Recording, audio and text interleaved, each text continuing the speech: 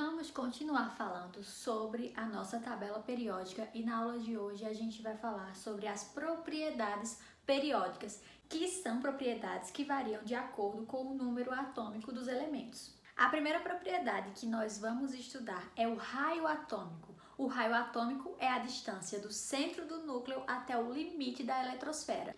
Os átomos que têm o maior raio atômico se encontram na parte inferior da tabela e do lado esquerdo. Antes de seguirmos para a próxima propriedade, é importante que vocês saibam mais um conceito.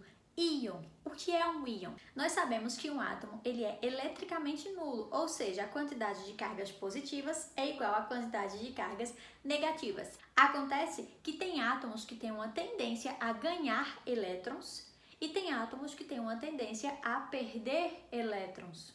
Quando um átomo ganha ou perde elétrons, ele deixa de ser neutro. Átomos que deixam de ser eletricamente neutros passam a ser chamados de íon. Um átomo que ganha um elétron, ou seja, que ganha mais uma carga negativa, ele se torna um íon negativo e recebe um nome especial chamado de ânion.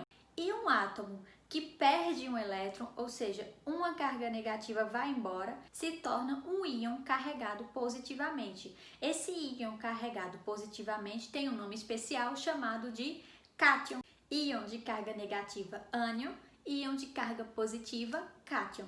E aí a gente entra em mais uma propriedade periódica que é o raio do íon. A comparação deve ser feita sempre entre o íon e o elemento neutro que deu origem a esse íon. Se um cátion originou-se de um átomo que perdeu elétrons, então o raio do cátion vai ser menor do que o do átomo que lhe deu origem. E se um ânion originou-se de um átomo que ganhou um elétron, o seu raio será maior do que o do átomo que lhe deu origem. A próxima propriedade é a energia de ionização, ou também chamada de potencial de ionização. Essa é a energia necessária para se retirar um elétron de um átomo. Quanto maior for essa energia, mais difícil será de remover um elétron desse átomo.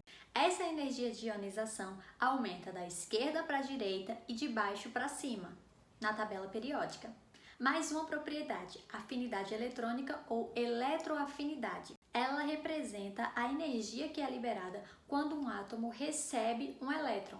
Na tabela periódica, essa energia cresce da esquerda para a direita e de baixo para cima. A próxima propriedade é chamada de eletronegatividade e representa a capacidade que um átomo tem de atrair elétrons para si.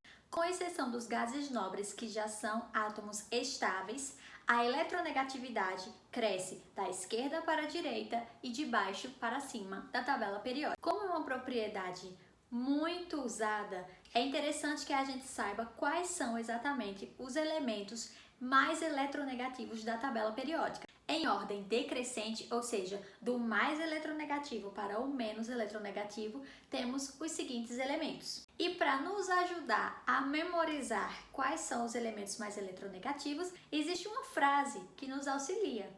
E essa frase é: fui ontem no clube, briguei e saí correndo para o hospital.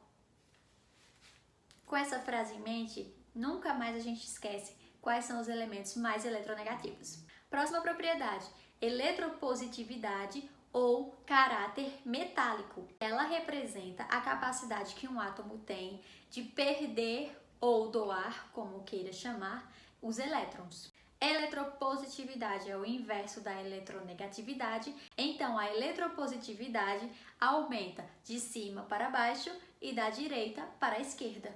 Próxima propriedade, ponto de fusão e ponto de ebulição. Os elementos que têm maiores pontos de fusão e ebulição se encontram no centro da tabela periódica, organizando em grupos ou famílias. Nas famílias 1 e 2, o ponto de fusão e ebulição aumenta de baixo para cima.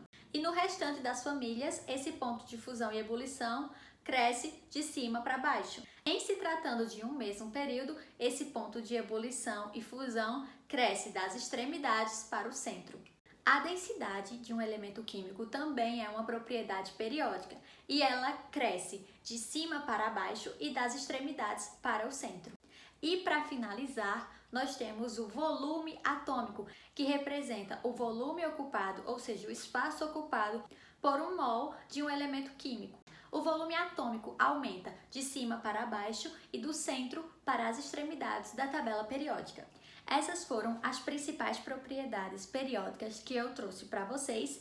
E para quem tem uma memória fotográfica boa, esse é um excelente assunto que basta a gente memorizar as direções das setas em cada uma das propriedades. E para a gente fixar os nossos conhecimentos, é extremamente importante que a gente resolva muitas questões. Fico por aqui e até o próximo vídeo.